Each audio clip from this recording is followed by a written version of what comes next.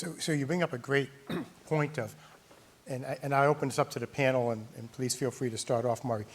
How do we get pharma to publish their failed trials, their failed drugs?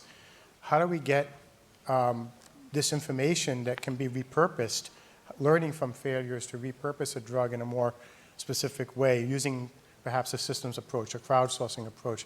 So I invite you to, open up the discussion about can we do better in terms of using information from pharma that we just don't hear about, having better access? Yeah. So I'm very enthusiastic about getting clear about data transparency. Now, there are risks, and some people are scared of the risks that they run away. I don't think we should, because if you look at what's right, you know it's the right thing to do is to share data. That's the principle. Everyone in this room would say the principle is right, we share the data. The challenge is sometimes in the how do you get there? How do you move from principle into practice? Now, there are hurdles. We've come across hurdles in terms of you need to protect security. But you can do that with various redactions. You can anonymize the data. What's interesting is when we've tried to publish some of our negative data, the journals have not been so keen. So we actually had an IL-18, and an IL-18 sounds great because it's associated with lots of diseases. My background's diabetes, and I was really interested in whether inhibiting IL-18 with a monoclonal antibody would help with diabetes. We did the study, nice experimental study, 20 patients, type 2 diabetes, gave our IL-18 monoclonal antibody, no effect. At the moment, I've written to 4 journals to try and get this negative study out. Oh, nice study, small study, shame about the negative results. Now, what's really sad is there may be other people wasting time and money trying to find what IL-18 may do. So what we've done to do that is we publish all our results on our clinical trials website. So although it may be difficult to get in the journals, we make sure our positive and our negative studies are published within a time frame on our clinical trials. That's a start, but I think it's better to get in peer-reviewed journals. So maybe we need an open source journal, JNPR, the Journal of Negative Pharma Results. Yeah. Just put it out there. I would support that. Yeah, okay, well, we're going to get back to it. Any other comments on this you'd like to make? Repurposing drugs. I know this is in your company that you're working with, Shiva, and also the idea of crowdsourcing and more. Yeah, I have a couple of comments around that, particularly related to what was said over there. And feel free to. One is, if you have questions too. On this whole peer-reviewed journal piece, I'm not sure if people know who Randy Schekman is. Anyone? Yep. Well, Randy, a few days after he got the Nobel Prize, he wrote a very scathing article in The Guardian, essentially saying the entire impact factor model is completely screwed up, that it's essentially incentivizing a completely bad behavior, which is citations, and he said he will never publish again in Nature, Cell, or Science. That's a very interesting thing. He also admits, I waited until I got the Nobel Prize to do this. But the point is that it did, we're talking about it here. So I think it's an important thing on what is the incentive here? Mm-hmm. What are we really driving? Is there such a great value to be in Nature and Science? I mean, Einstein, as we all know, never published in a peer-reviewed journal. In fact, he was against peer review because he said, how can your peers review anything that's innovative? So there's an interesting point here on where have we gotten on all these assumptions. I think to what you said, we have to do out-of-the-box thinking. The approach that we started taking was starting around 2003 when the Genome Project ended, to your point on the key 3 things, I think uncertainty, a systems approach, and the need for team science. When we looked at biology, biology is very fiefdom-based because of the nature, it's experimental. There is no ab initio laws. So we said, could we create a collaboratory? Interesting term, right? Could you take biological information, extract the molecular pathways, couple the quantitative results of that in an environment where you know that not one person could solve these very complex biological phenomena, but you need a collaboration to do that. And that's the basis of creating Cytosolve. And we took that environment and we applied it to pancreatic cancer. And we went from end to end in a period of, I think, 2 years, where we looked at all the known pathways. We know there are holes, we know there are uncertainties, but we were able to do a decent modeling. We went through the 262 drugs out there for cancer. We found a 2 combination drug. small 7-person company in Cambridge. We applied for an IND. When we applied, the FDA actually contacted us back and said, what you're doing is what Janet Woodcock wants to do in the 23rd century. We got the quote-unquote patent for it, and now we have a relation with MD Anderson. We're doing a joint venture, all done within a period of 2 years. So this notion of a collaboratory and team science approach, I mean, it is the way we're going to get cures faster. I mean, there's no doubt about it, but I think the big issue is career development. I mean, how do we make sure, you know, at UCSF, at Harvard, that folks do get promoted along the way if they haven't published papers in high-impact journals? This is a real problem. So one of the models is, why is there tenure? I mean, I'm going to throw out some radical questions. It's a feudal form that goes back 600 years. So is there a better model where you keep the university as a circulating model, where you come in, you work, you go to industry people come in? I mean, it's sort of a radical notion. Yeah. The whole foundations here need to be relooked at. Why is there tenure? Who is anointing who? This is an old priesthood model. Does it really support us in the modern world where some people may not be able to be part of these clubs? And where does science actually get done? And the collaboration model, I think technology can help instantiate this. And otherwise, I think we're just going to be going around tweaking little pieces, and we never really get to the real core of the problems that need to be addressed. Should we do away with tenure and Can I pick up that? anointing? I mean, why do you need tenure? It's an interesting question. I think it'd be a great question to ask. Bureaucracies in general, tenure is a great example because it's so focused on the way that academia has operated, as you said, for hundreds of years. But bureaucracies in general are very conservative forces. In many ways, you could argue that they exist to preserve themselves. And so a conservative force like that in a dynamic endeavor such as ours holds back the endeavor. And we need to acknowledge that and look for ways, maybe the tenure system is one, certainly the first and last author addiction that we have in biology for credit on papers, that whole reward system of publishing in single-word journals, all of that are things that we need to re-examine because they're actually holding back the endeavor. I just wanted to comment on something that Murray said, that the description you gave of actually taking a narrower look at the patient cohort that was going to be benefit really is at the heart of, is one aspect of, at the heart of precision medicine, one of the primary topics here at this meeting, and which I've been involved in for a long time.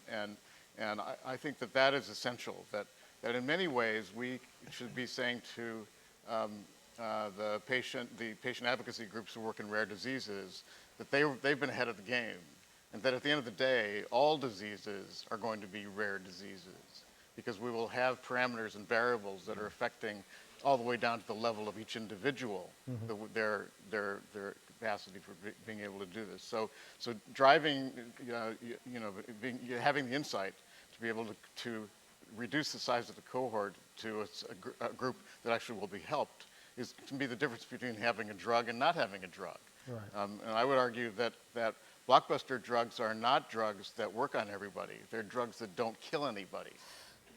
So everybody can take them for the rest of their lives, and some people will be helped and some people will not. We've got to stop that. It's one of the drivers of healthcare costs that we need to change. And so having that kind of recognition, that understanding mechanisms, which is the principle of precision medicine. Actually, Francis Collins, I chaired the board in life sciences for the National Academy when Francis wrote a letter asking us to do a study that would ask what would be the outcomes of changing the classification of disease from organs and symptoms to mechanisms. Right. Right. And That's pathways, what yeah. that turned into the precision medicine report that we then sanctioned and staffed, and it was a part of that study.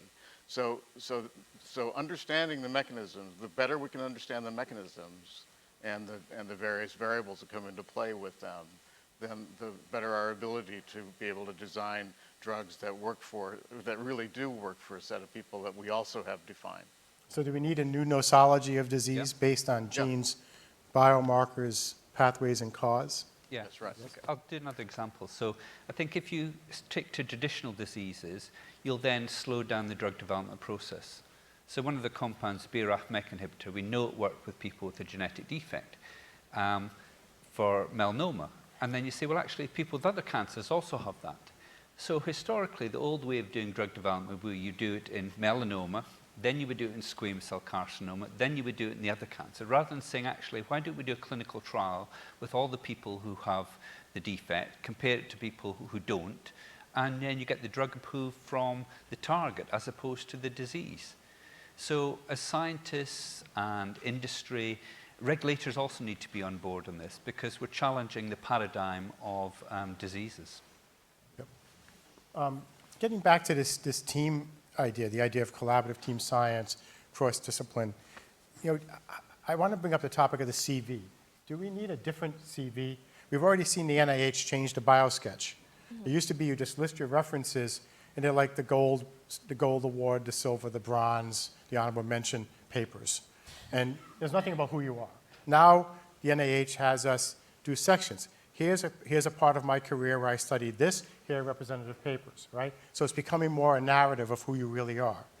If we get deeply into this team science, and I'll ask both you, Keith, and Jessica, should we think about CVs where there is a team, there is a consortium paper, but then underneath that reference, you write a narrative on exactly what you contributed and what you did, rather than just leave it to where you might be listed in the consortium list?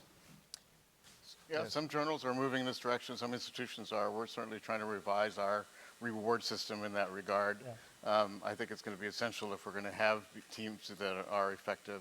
I think this whole notion of first and last author and the order Yeah. when you're second or third It's or fourth anointment. author. It's more anointment, right? It's damaging. And so I think that the order of the authors should be something that's should be, my proposal would be reverse height. Just as a random. But something that's not related to the quality, so that the kind of conventional, easy thing that people do promotion committees do to actually avoid having to read the papers and find out what's in them is a way to ascribe credit. We want to make that go away. Keith? I tell you, one of the most profound comments that was made to me when I was a young aspiring scientist.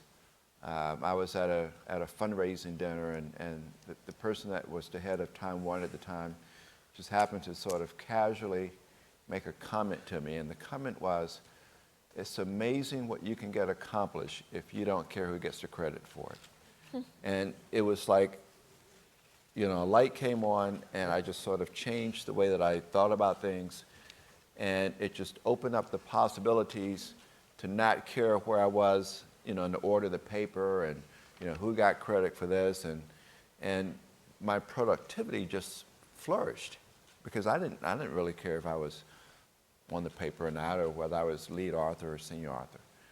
And one of the things that is most challenging to me now when I actually oversee a group of researchers is trying to get that concept across to them, because to them it's like live or die, where they're on the paper, where they get published, where they get the grant, where they get credit. In Big Pharma, that's not the incentive. The incentive isn't where you're on the paper. The incentive is getting the drug commercialized, in that time frame. So we also get what we incentivize. The other thing that's an interesting observation is that people go into science not for the money, right? I mean, you go into investment banking or, start your own business, because we know as scientists we're not going to make a lot of money. But most scientists believe that they're going to get the Nobel Prize, right? But that's not the reality. Right. Which is also outdated. Yeah, and so if you, I look at, the roster of tenured professors at our great academic institutions, and then you sit back and say, well, what actually have they contributed to the world, right? What is the big sort of aha discovery? And for most of them, not much, right? They got the great CVs and the great productivity. So we just need to sort of rethink what our values are for our scientists. We need to rethink what our incentives are. We need to rethink what drives us and what motivates us, and to reconfigure this, because I think it frees us to do things that we're not free to do currently in the current paradigm. I think you know, meetings and groups like Faster Cures, those are the kind of things that people like you guys need to be thinking about, right, in terms of our next generation of scientists. We need to, you know, change the incentives upside down to free us into really doing things that we currently don't do. And that's why I kind of propose this concept of crowdsourcing. I don't know how that would work because, right, but the ability to sort of put our concepts out there, have them vetted, understand that, yeah, that will work, that's great, that won't work. But until we get over this concept of, God, I'm going to get the Nobel Prize and I can't share this until it's clear that I am the first author of my science paper. And the whole idea of the Nobel, I mean, how do you today pick just 3 people for anything we're doing? I mean, my most productive research today is with consortia. Right. I work with Faster Cures on the Alzheimer's Consortium. I work with Cure Alzheimer's Fund on different consortia for genome sequencing, for coming up with therapies. I mean, and we all agree it's going to be alphabetical order listing. And some people in some of the consortia I'm in say, well, I'm a young person, I need credit for my paper. That's why I think we do we need to revise how we present ourselves on CVs now going forward so we can have a more productive team type of effort, consortium effort, but young people coming up don't suffer for it. Jessica. Yeah, I mean, I absolutely agree that we are driven by the wrong motivations in a lot of cases.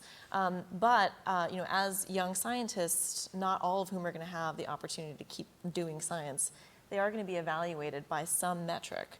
And so I hate to see this happen, but I am optimistic that perhaps we could open up the definition of what it means to contribute to science and to contribute to these things that are so important for finding cures, right? The idea is maybe it's not just authorship, but being a member of a community, producing code, producing things that are not things that traditionally fit on an NIH BioSketch. Can we open up that metric a little bit and open up what we acknowledge as contributions to science? And of course, this gets to the question of peer review. How, must everything be peer reviewed to the same standards of searching for impact, or is it a question of evaluating just on the validity? Where should our determination of what is impactful science come? Mark, you just... Yeah, can I pick up about the career development? Because I think sometimes people think it's either or. Yeah. So I moved from academia to pharma, and I tell you what, it was liberating not worrying about, how many publications I had. But people then said to me, oh, you've moved there, as if it was impossible for me to move back. And I think in the future, we've got to be realizing that, you shouldn't just get this, then get to this position, get to that position. Actually, you can go sideways, different directions, because you learn more if you see things from a different point of view. And I think people should be moving between academia, pharma, business. They'll widen their horizons, so personally they'll feel they're achieving things as they widen, but also society will achieve more if we do that. So I still don't see enough movement. I sometimes see movement to pharma. I don't see it back. I see some people scared to come to pharma. When we think of career development, I think we should be thinking about programs, 2 or 3 year programs that allow people to go, to get the experience they're lacking, to maybe go back if they want to. So fellowships in pharma, fellowships in entrepreneurship. So we do lots of fellowships, and we do a 3-year fellowship where people come and they can learn different aspects. And someone said to me, well, I want to go back. And I said, well, you'll go back with something else. So sometimes people don't necessarily think they have to come to a company and stay. It's actually beneficial if they go back to their universities. And I think the freeing up for people to try different things will enhance. Well, I want to have enough time for Q&A, and we got about 12 minutes left. So why don't we open it up, if it's okay, to questions? We'll touch on more of these themes, please. Hi, Shami Fieglass Danaher, and I wanted to comment on the last speech. So I came from not device and then went into device, and I saw the same thing where there's a huge barrier to go back into academics. And in fact, you're sort of looked upon as you've gone to the evil empire and you can no longer go back. And so forget that I spent forever in medical school, but I can no longer go back. So what I would say to both the senior people on the panel and the one junior person on the panel is, how do we build that pathway for you and your peers so you know this is a viable opportunity? And then to the senior members of the panel who run departments, how do we allow those people back in? Because there's different metrics that are going to be involved. If I may comment briefly, these short-term fellowships, relatively short-term fellowships, or you could imagine internship programs that enables young people to get a taste of what is outside are so vital. And I think there's a little bit of a conflict of interest in funding graduate students and postdocs off of research grants where they are, in some senses, obligated to do one thing as opposed to exploring these other areas. So I see that there's so many different ways of promoting these kinds of activities, but we may need to broaden the model a bit. Yeah, I really agree with that completely. We could actually take a step back further and point out that I think someone else already said this, that every scientist or every trainee in science goes into science because of this notion of making a great discovery. Discovery is a great driver. Little kids who are exposed to science are really fascinated and interested. And we've taken one of our scientific endeavor, has managed somehow to take one of the most compelling, exciting human endeavors and make it scary and awful. And so it wasn't easy, but we did it, right? and so we've got to go back to, I think, first principles of asking, how do we preserve and nurture this notion of discovery in our trainees? And if we can do, and it's going to require a substantial culture change in our reward systems, the way that we perceive what is success, destigmatizing failure, so that people can so it's a good thing to try out bold ideas. Now all of that's gone away. That's what makes students go, makes kids want to go into science. Yeah. And we've drilled it out of them all the way through. So fundamental changes of that sort are really called for. I think to your question, I had a personal experience when I came back at the age of 42 back into MIT to do my PhD. I had to actually, my advisor said, you need to dress differently. Don't talk about what you did in business. Because there was a lot of threats, so I had to completely change how I configured myself, not talk. And I've been in and out of MIT, did 7 companies. So I think many of the professors need to actually go out. It's not the fellowships one way, bi-directionally. People actually need to maybe spend 2 years in industry. Yeah, you're right. Yeah, it's not just the trainees, it's the cultural Trained attitude. faculty People as thinking well. that they're different because they're in the lab and they're doing some ivory tower work. And the people out in industry are sort of, they've sort of, like you said, sold themselves to the devil. So it needs to be bi-directional. Yeah, we need you to do one of your symposia for faculty now, not just for young people. Yeah, the faculty need, Questions?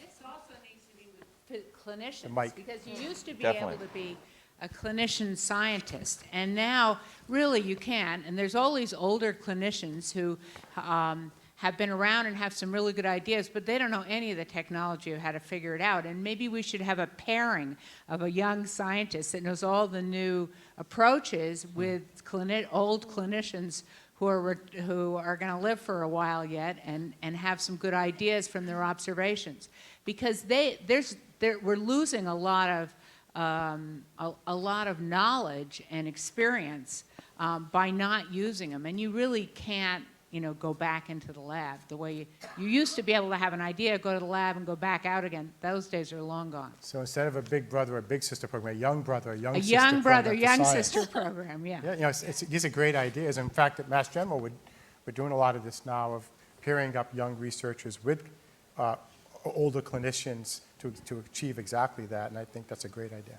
Other questions? Can I pick up on that? Yes, I go think ahead. The other thing is implying that individual has to change. But what you need to do is capture their clinical idea and get them seated with the right people to translate that idea into medicine or whatever. And I think sometimes what we do is we try and load everything on 1 or 2 people, rather than the whole point of collaboration is bringing all the different skill sets together. Questions? Go ahead. Yeah. Can you just wait for the mic over right here? Thank you.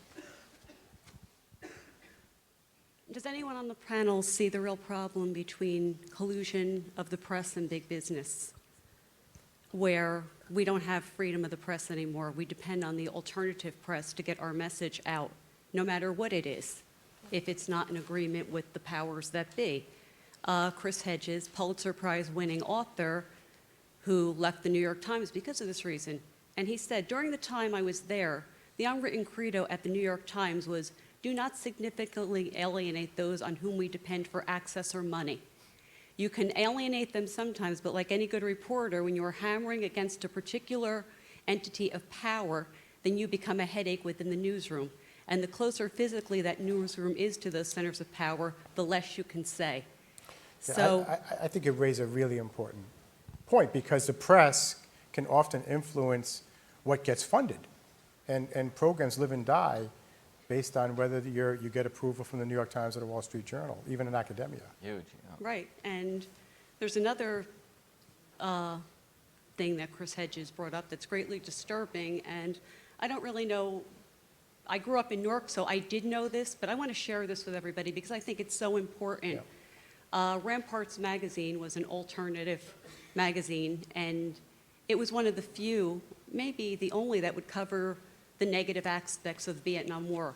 If anybody remembers the napalm picture of the girl running naked, that was published in Ramparts as a photo essay. And Dr. Martin Luther King was in an airport with Ralph Abernathy, who was the pastor of the First Baptist Church.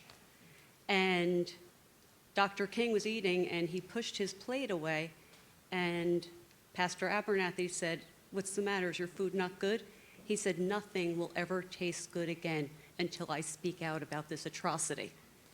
That led to his speech on April 4th at Riverside Baptist Church denouncing the war, and that led to his FBI security detail being taken away.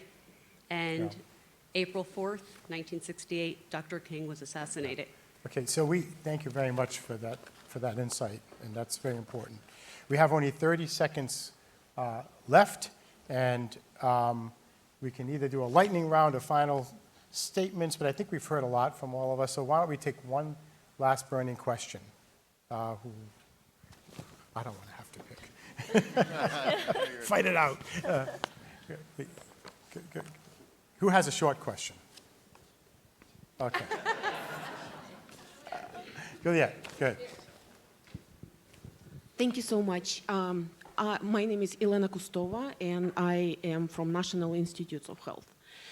I want to ask you a question. If you believe the model of science that we are currently practicing. Please make it short because we're completely out of time. Just okay. 5 so seconds. What do you think about the model of American science? Do you believe it contributes in any way to the problems that we are experiencing? I'm talking about Bush model, in which we separate basic science and applied science.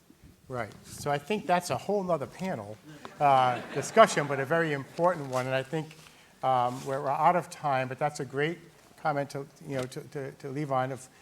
Again, the idea of, we've heard a lot about how to bridge the gap between basic translational clinical science, between pharma and academia, train scientists today for a more collaborative team approach. And so I thank all of our panelists for your wonderful insights. Thank you all for your attention and for your questions.